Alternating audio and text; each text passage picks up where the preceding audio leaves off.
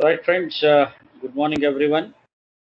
I invite you to today's class, wherein we will be discussing issues in decision tree learning.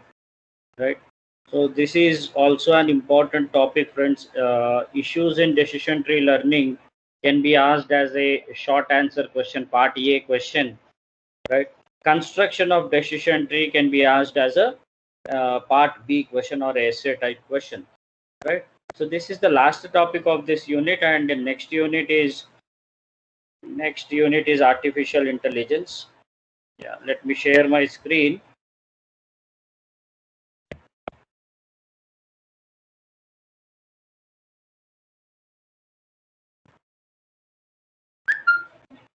Right. I think my screen is now visible. I've shared my screen. So, friends, we will be discussing issues in decision tree learning. So, in order to understand the issues in the decision tree learning, one of the major issue in decision tree learning is overfitting. So what is overfitting, you have to understand. So whenever we talk about overfitting, we also talk about another important word called as underfitting. So two important words are there. One is called as underfitting, another one is overfitting. So we try to understand overfitting and underfitting, and then we will come back to the issues in decision tree learning. And in order to understand underfitting and overfitting, we need to know what is bias and what is variance. So, friends, in the last class, we have we have discussed what is a bias, right? So, friends, in bias or inductive bias, you can say. Now, so a quick recap: what is a bias, right? So what we do in machine learning, every machine learning algorithm, right, with an ability to generalize beyond the training data. So what we are trying to do is we have very small amount of training data. Maybe like if you recollect our previous examples, playing tennis example or going for a water sport example, the data set, if you have seen, in one data set we have only 4 records, in another data set we had only 14 or 15 records, like that. So by looking at few training records, by looking at few sample examples, right, we were trying to generalize the things. We are trying to create a function, target function, which will also try to predict the outcome on the test data. So friends, please try to understand there are two words. One is called as training data, another one is called as a test data. Training data means the data sets which we have seen in our both examples, like playing tennis example which we have seen in a decision tree, and water sport example which we have seen in candidate elimination, they are all called as training data sets. Means in training data set, along with input, you know the possible output also, right? Test data set means you will give all parameters as input, but you don't know what is the outcome, whether he will go for playing tennis or not. That outcome you don't know. And you expect your model, machine learning model, to predict the output. So there are two words, my dear friends: training data, test data. Training data means some sample records for which you know the answer also, for which you know the output or outcome also, right? So if you recollect the previous data sets, we know the outcome also. Based on the 6 parameters, whether my friend was going for water sport or not, that answer was there with me. Yes, no, like that. Similarly, for playing tennis also, I had the outcome for around 14, 15 records. So that is training data. Now what we do in machine learning, by looking at training data, by studying the training data, by understanding the training data, we try to create a target function. We try to create, or we try to derive a mathematical representation of the relationship between the inputs and possible output, right? And that mathematical function, we assume that it will work for all data items, including training data as well as test data. So if we try to recollect our previous example of data set which we have used in decision tree, right, we had only 14 records. But if you observe, if you try to see how many possible records I can get, it will be a very big number. So only few examples I have seen. There are so many other combinations that are possible, for which what is the outcome I don't know. So by looking at the training data, I will create, or I'll try to represent the relationship between the output and input data in the form of a mathematical function, right? So, and I expect this mathematical function to predict accurately or to predict perfectly what is the outcome, right, when I give my test data as input. So that is what is ultimate story of machine learning. So whenever I try to create a generalized representation of the target function, that is what is machine learning's goal, is to generalize the target function. So whenever we generalize our target function, right, we also make certain assumptions about our target function. For example, this target function is nothing but the hypothesis, right? So in candidate elimination algorithm, we have seen, even in decision tree algorithm, we have seen, there is a possibility of getting more than one target function which can represent our data set. So we can get more than one target function, or we can get more than one hypothesis. So when you have multiple hypotheses, we call it as hypothesis space. And in that hypothesis space, you will try to select any one of the hypotheses, right? So here the word bias will come into picture. So when I try to generalize my target function, when I try to represent the target function, there is a possibility of getting multiple target functions. Now, out of multiple target functions, I need to pick any one of the target function. So based on what parameter, or based on what I will pick any one target function out of available multiple target functions, there should be some assumption.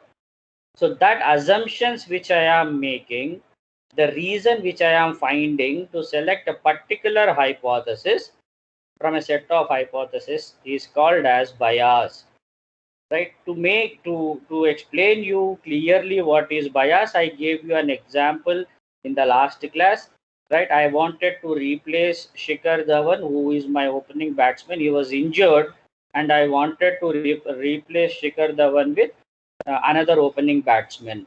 Now in my backup, I have four opening batsmen, four specialist opening batsmen. So this is like hypothesis space. Means I have four solutions to the problem. The problem is Shikhar Dhawan is injured. Solution is he has to be replaced. Now how many options I have? Four. Means I have multiple solutions to the problem. So multiple solutions is called as hypothesis space. In that I need to pick the best one, right? So on what basis I will pick, right? So there should be some cause or some reason. Suppose if I select, I gave you names also in the last class. So I have four experts, opening batsmen, specialist opening batsmen, like Prithvi Shah, Suresh Raina, KL Rahul, and some XYZ. So I may pick, when all four are eligible to open batting, right? It's a problem now. All four are eligible, all four are good. Now whom do I pick? So out of four, I should give some priority to any one of them, and I need to select, right? Some preference should be given. So friends, here I also would like to use two words. One is preference, another one is restriction. Suppose I want a right hand left hand combination. So I want to restrict. So I have four opening batsmen available. I want to restrict right hand batsmen because I want a right and left combination. Already Rohit Sharma is there. He is a right hand batsman. So out of these four, I may pick Raina, who is a left hand batsman.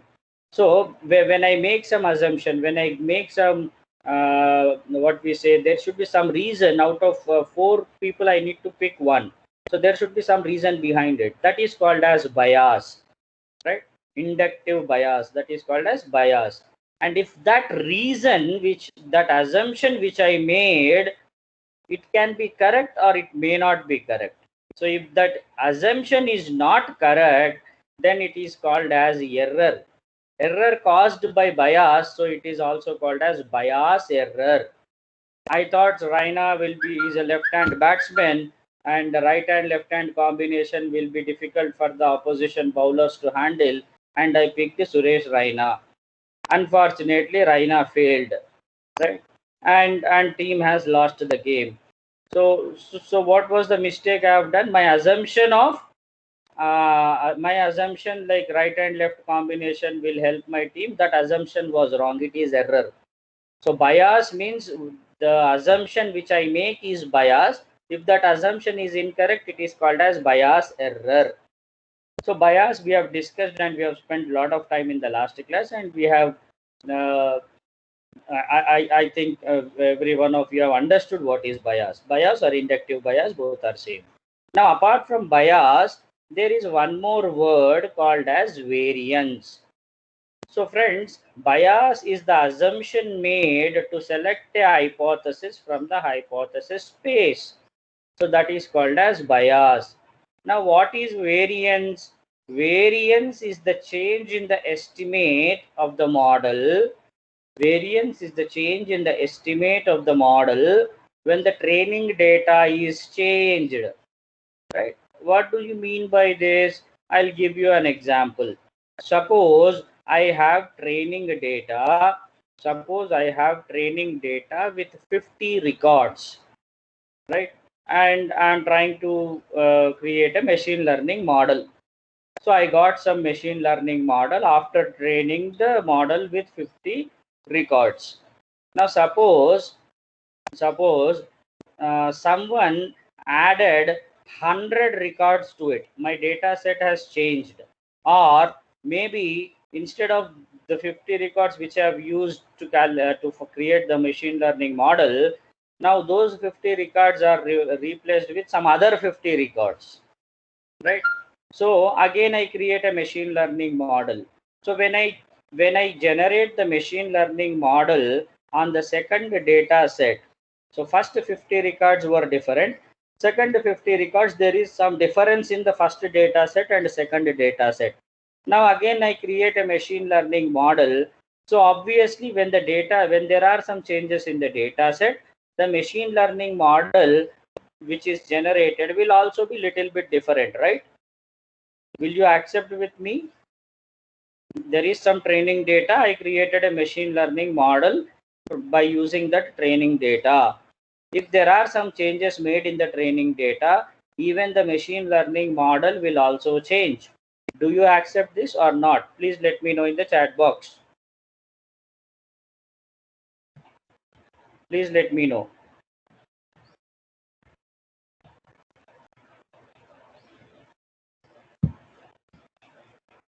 Yes, sir, it will be different. Yes, yes, yes. Yeah. Fine. So, friends, obviously it will be different.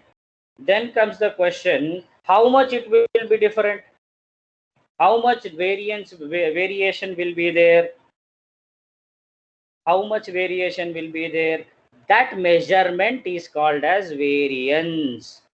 That measurement is called as variance. How much change the model has seen when I made some changes in the training data?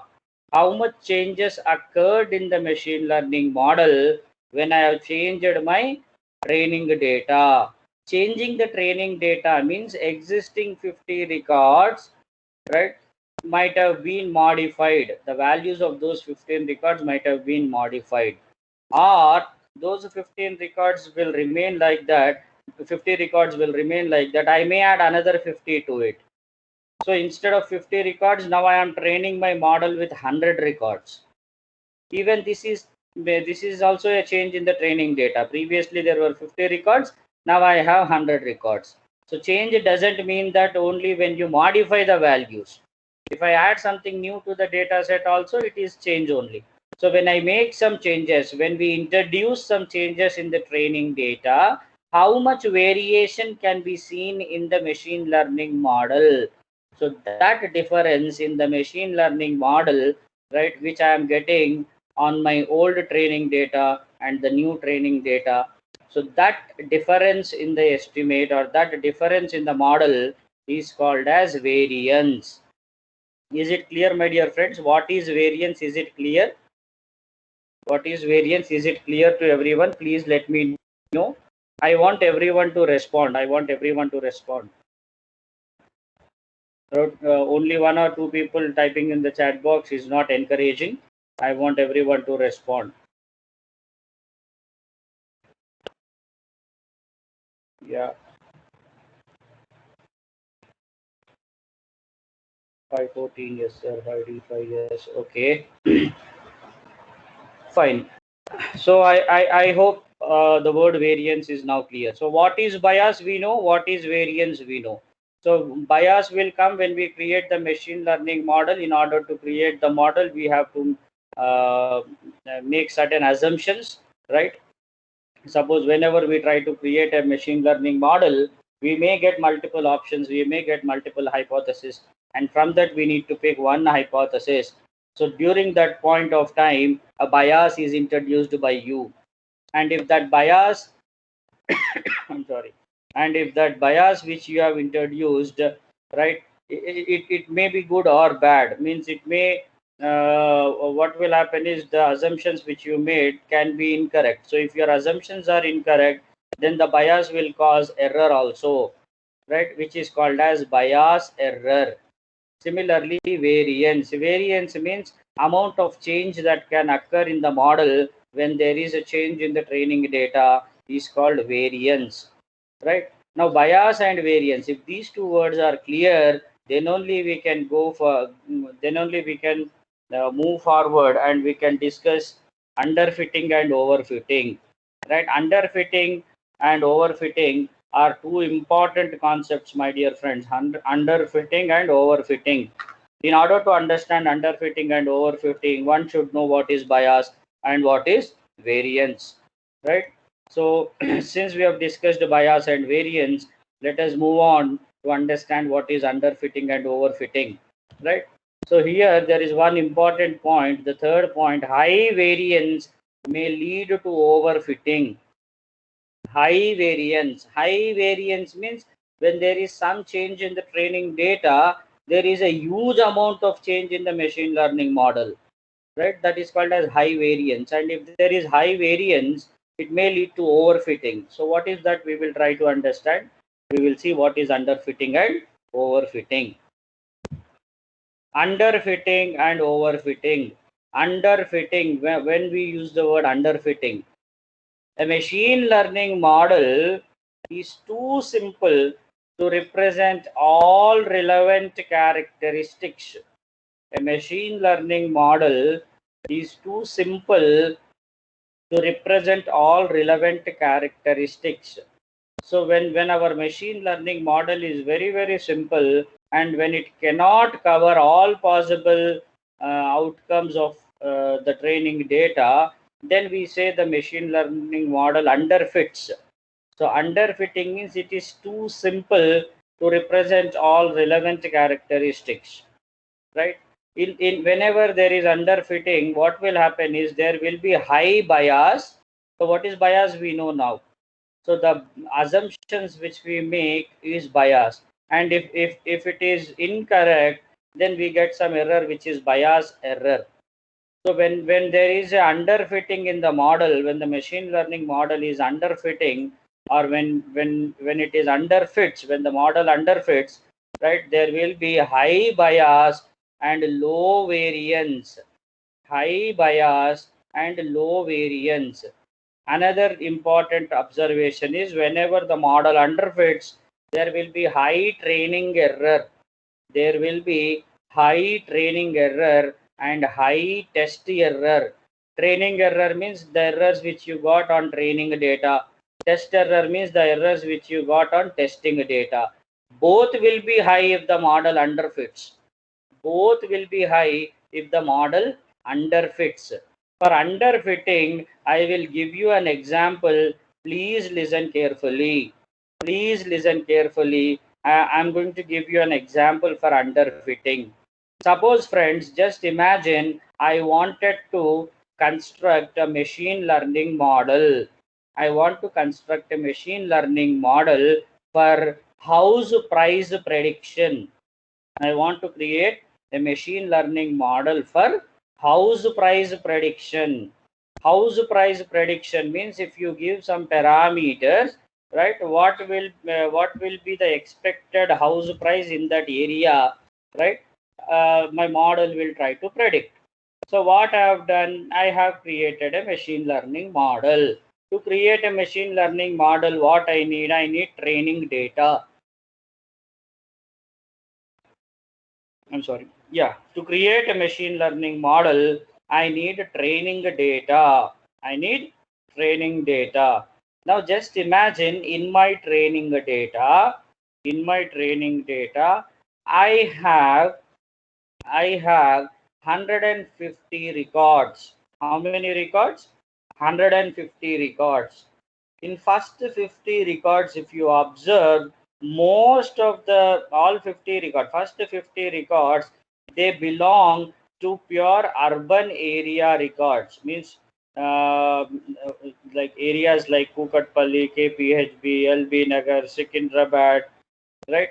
Like that, these are the areas. Let us imagine the house price prediction depends on several parameters. Parameter one is what is the location, is what type of location it is it urban or semi-urban, or is it rural area? So let us say out of 150 records, I have first 50 records which belong to urban area. Again, in that urban area records, out of 50, let us say most of them are from KPHB, Kukatpalli, Secunderabad, like that. And apart from our type of area, the other parameters are what is the size of the house, means SFT, square feet, right? Is it 1000 SFT or 1200 SFT, 1300 SFT?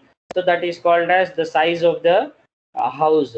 And third parameter is number of bedrooms in the house, 2 BHK or 3 BHK, 4 BHK, like that.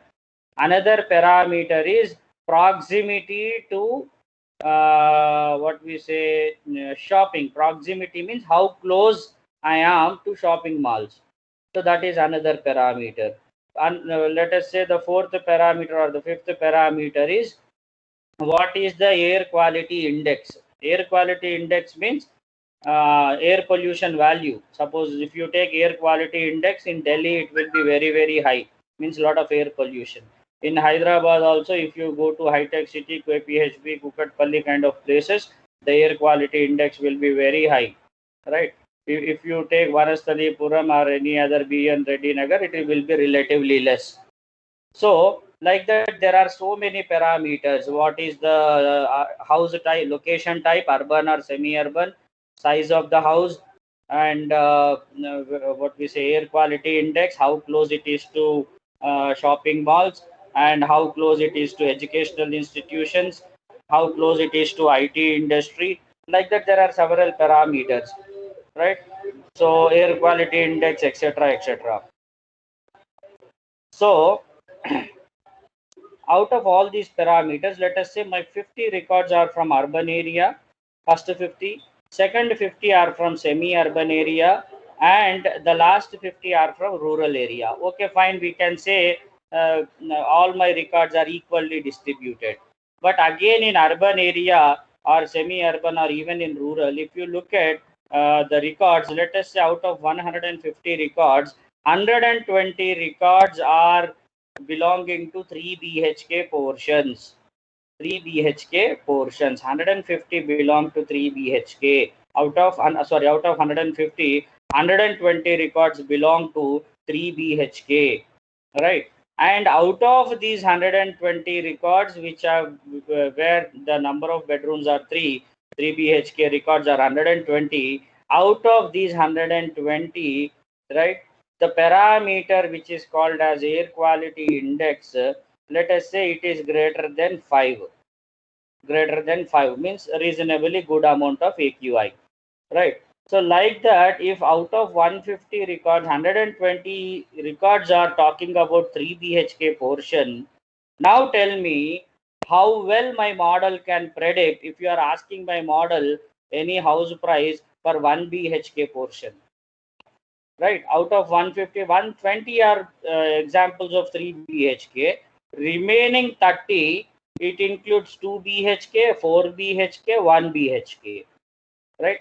So remaining 30 contains 3 categories. Now I want house price prediction for 1 BHK single bedroom portion in, let us say, LB Nagar. I want the model to predict my house price. Now tell me, out of 150 records, if 120 belong to 3 BHK and remaining 30 belongs to 2 BHK, 4 BHK, and 1 BHK, means the percentage of data which I am giving with relevant to 1 BHK is very, very less.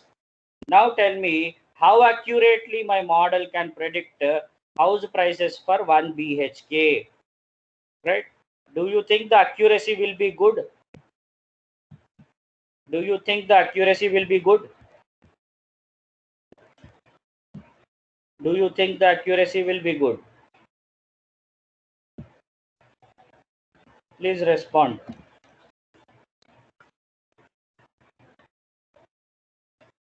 Do you think the accuracy will be good? Not accurate, 572.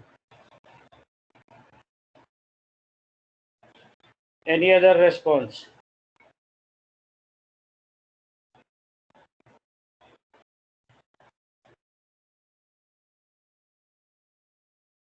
Not accurate, not accurate. Yeah. So why do you think that it is not accurate? The training which I have given, right? It is not covering good amount of 1 BHK examples, right? Now let us imagine, friends, I wanted to know the house price prediction of a house wherein I am expecting, let us say, 5 bedrooms, 5 BHK, 5 BHK, and in my data set I don't have 5 BHK example at all.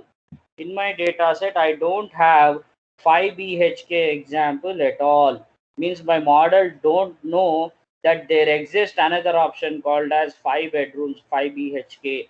Then on what basis my model can predict, right? Means my model is very, very simple. It has covered only examples of 3 BHK and 2 BHK. It has not studied all relevant characteristics. Try to understand the point. If the model has not studied all relevant characteristics, then we say the model is too simple and it cannot properly predict. So obviously there will be errors even in my training data as well as in my test data, training data and test data, right? So when there is when the model is too simple, so did you understand the word too simple when I say too simple, right? See here, we use the word model is too simple to represent all relevant characteristics. So what do you mean by model is too simple? It has not studied all possible cases, right? The example which I gave, the number of records which are there for 1 BHK are very, very less. 5 BHK, there was no example. And if I want my model to do predictions on 1 BHK and 5 BHK, obviously it will fail. So the model which I created was too simple and it has not covered all relevant characteristics, then such model will underfit. And if the model underfits, then the bias will be high and variance will be low. High bias, low variance, which means high training error as well as high test error. Means whether it is training data or test data, the error rate will be high in both cases. High training error, high test error. So that is what is the meaning of underfitting. Is it clear what is underfitting? Is it clear to everyone? Please let me know. Please let me know in the chat box. Underfitting, is it clear to everyone?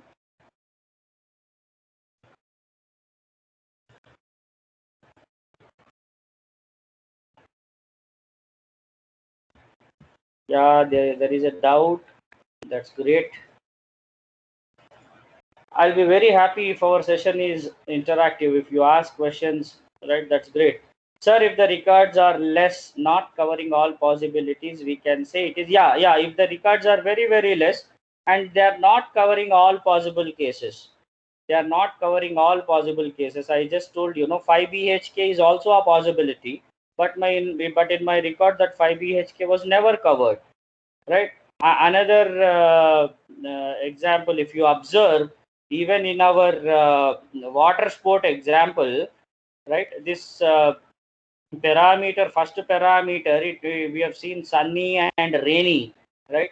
So there was another possibility called as cloudy, and if there is no record with the value of first parameter, right, which is, I think, whether it is sky, I think sky.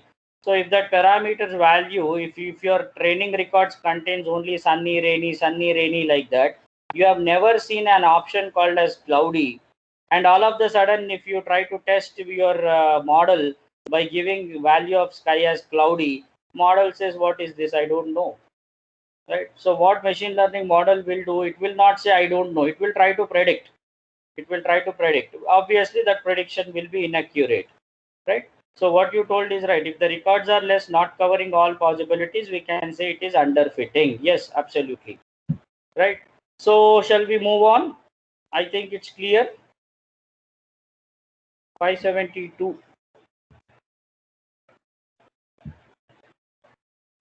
Yeah, shall we move on?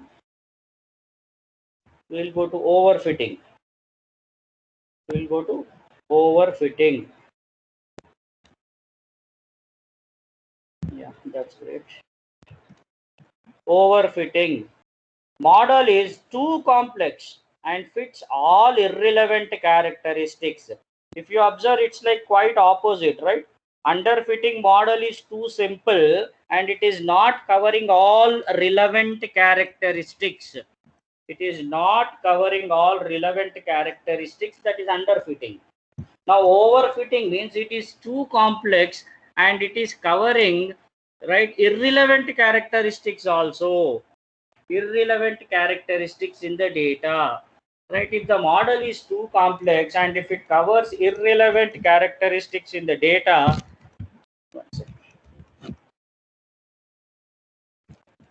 if the model is too complex and it covers irrelevant characteristics in the data, then the model is said to be overfitting. For all these English statements, we take examples and we try to understand, right? Fine. So what will happen if the model overfits? Low bias, high variance. Please try to understand. In underfitting, it was high bias and low variance. In overfitting, it will be low bias, high variance. High variance. And if you observe training errors, low training error, and high test error. Low training error and high test error, right? High test error, low training error will be very low, right? So let us try to understand the definition first of all. Model is too complex and it and fits all irrelevant characteristics. So what do you mean by irrelevant characteristics, right? The reason for overfitting is, for example, as I told you, what is variance. Suppose initially I have got only 50 records in my data set. So I train my machine learning model with 50 records. I'll get a machine learning model. Then after some time, 50 more records were added to the data set. Means 50 new records were added. So it became 100 records now. So when my training data has increased, obviously I'll try to rerun the model. I'll try to train the model again with the latest data of 100 records. So when I train the model again with 100 records, obviously when there is a change in the data, the model will also change, right? So there will be a definite change between the first model which I got with 50 records and the model which I get with 100 records. There will be a change.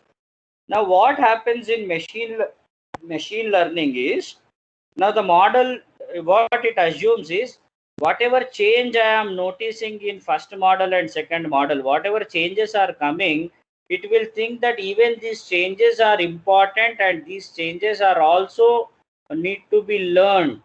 So the model will try to learn these changes also, and it will try to incorporate these changes. So actually, with 50 records, whatever model you got, that is the model, that's all. With 100 records, whatever model you got, that will be the model you are supposed to use. But what is happening is, whenever a machine learning model gets updated, right, if there is a variance, if you observe here, in overfitting, the variance will be high.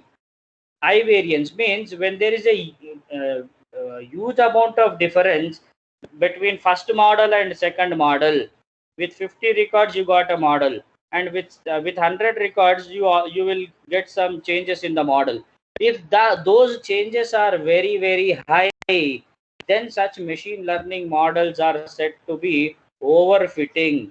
So what will happen in a overfitting machine learning model is, what will happen means the bias will be very less, means it is too complex. No, it is trying to cover everything. So what will happen, the bias will be less and the training error will be less, but the test error will be high. So what exactly is overfitting, and how, what do you mean by test error is high, training error is less? How it will look like, just observe this one. Please wait a moment. Yeah, let me, this is the textbook definition, friends. I did not write this kind of complex definition in my presentation, right? But we'll see the textbook definition. Consider error of hypothesis H over training data. So on training data, if I get some error, that is represented as error train of H. Error train of H. Entire distribution D of data, error D of H. So including training data, test data, and entire data, whatever error I got, that is represented as error D of H. So only training data error, it is called as error train of H. Now hypothesis, see here. One second. Hypothesis small h belongs to capital H. Capital H means hypothesis space. Means you have multiple hypotheses possible, you picked one. So hypothesis small h belongs to hypothesis space capital H, overfits the training data, small h overfits the training data if there is an alternative hypothesis H dash, if there is an alternative hypothesis H dash, which also belongs to capital H, such that, see here, error train of H is less than error train of H dash. Error train of H is less than error train of H dash. But if you look at the overall distribution, error D of H is greater than error D of H dash. Error D of H dash. So friends, in such cases, H dash is better than H. So if I take a hypothesis whose training error is less than H dash, but its performance on the test data is poor when compared to H dash. So such model or such hypothesis is said to be overfitting. To make it more clear, let me show you this diagram. See here. See this graph, right? Size of the tree, number of nodes. So friends, this is a decision tree related diagram. Number of nodes. The horizontal x-axis represents number of nodes. Vertical line represents the accuracy of the machine, of the decision tree, right? Decision tree is also a machine learning model, right? So there are two lines, my dear friends. One is a dotted line, another one is a normal line. Now normal line represents the performance of the decision tree on training data, and dotted line represents the performance of decision tree on the test data. So please observe here, after See, if you observe here, after crossing 20 nodes in the decision tree, if you observe, the accuracy of the decision tree is increasing. Accuracy of the decision tree is increasing. If accuracy increases, I'm happy. But on my test data, accuracy is getting reduced. On my test data, accuracy is getting reduced. This is not correct. I want the accuracy to be same. If it is increasing in training data, it should be increasing in the test data also, right? It's like you are playing very, very well in practice matches. In practice matches, you are the top scorer, but when you come to the real match, your performance is going down. It should not be like that, right? So on training data, the model behaves well, and on testing data, the model's performance is going down.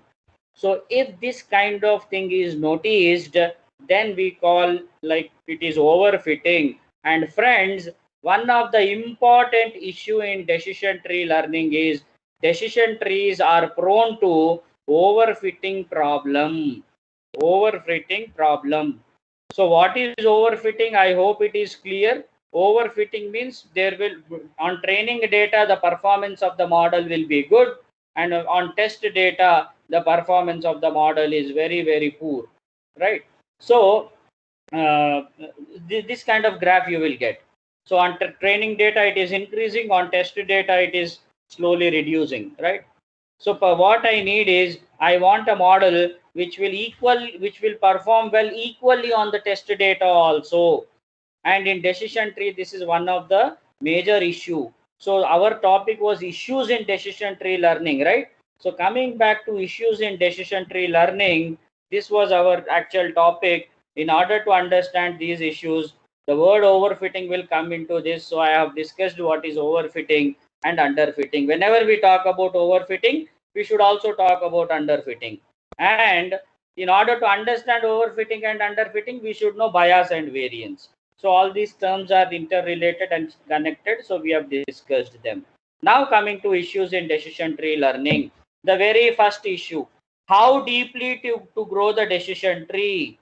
How deeply to grow the decision tree means you have lot of, in our playing tennis example, we had only 4 parameters, right? Parameter one was overcast, then temperature, humidity, and windy.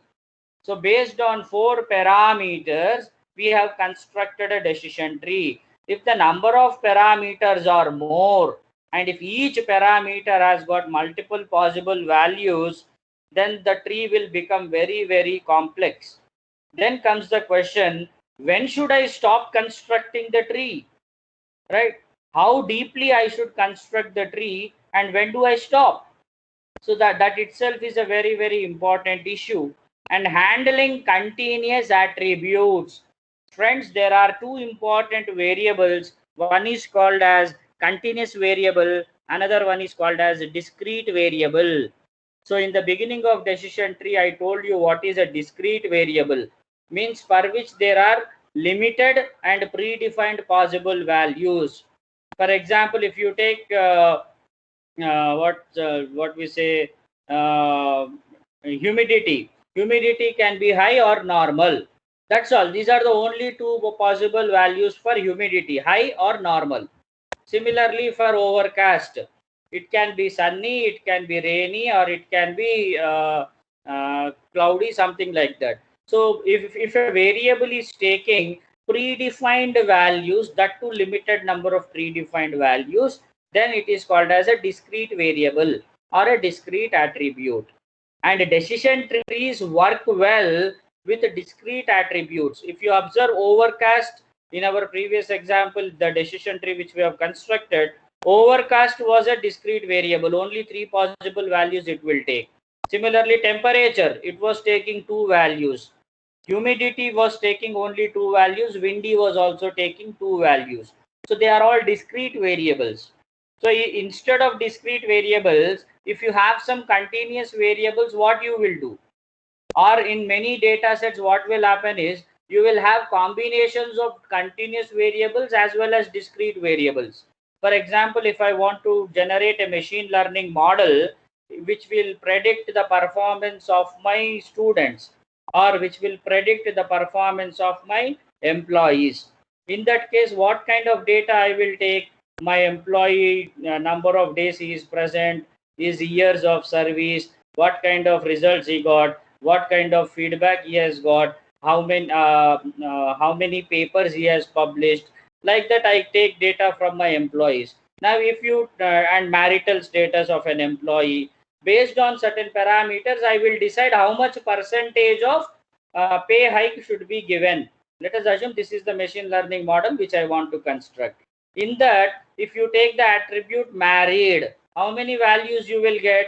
Generally two values, either married or not married, right? There is third value like married, but he or she has taken divorce. At the max, three possible values.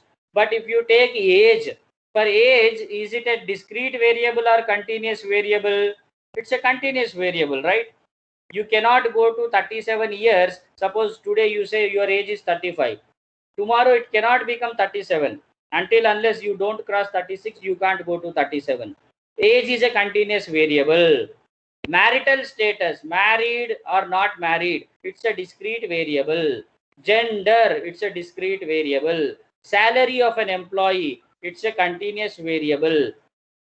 Department which he belongs to is a discrete variable. Hardly we have got 4 or 5 options. So like that, if you look into a data set, every time you will not get discrete variables. Sometimes you may get combination of both.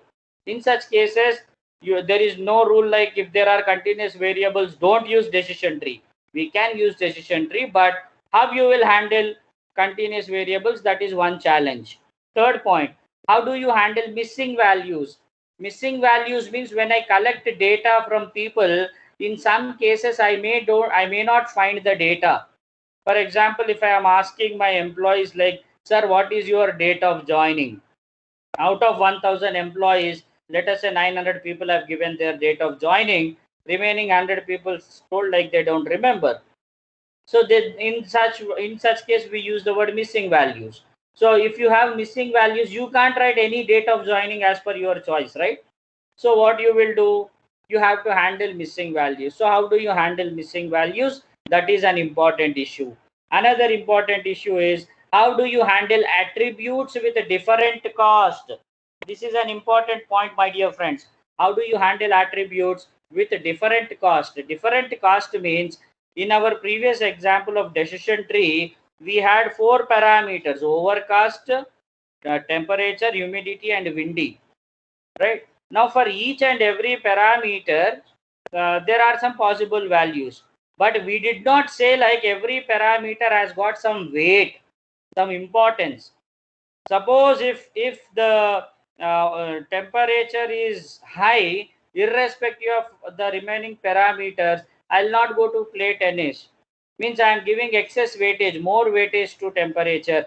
Like that, if you have different cost, means weightages for attributes, then how do you handle them? These are all various issues, friends. Last but not least, decision trees are prone to overfitting, and if you come across overfitting, what you will do and how you will handle overfitting. Like that, these are 5 important issues in decision tree learning. In our future classes, we will study in detail about underfitting and how do we overcome underfitting. Similarly, overfitting, how do we overcome or how do we eliminate overfitting? All those things will be covered in this entire course of machine learning. So this is what is issues in decision tree learning, and this is what is end of unit 1. And tomorrow we will start artificial neural networks, right? So please inform your friends, ask them to join the class. Attendance of your class is not encouraging, right? So please inform everyone, we will start unit 2 tomorrow, right? So before I wind up, please let me know whether issues in decision tree learning are clear or not. Quick response is needed because I need to join another meeting now. So please respond immediately so that I can quit and I can join another meeting.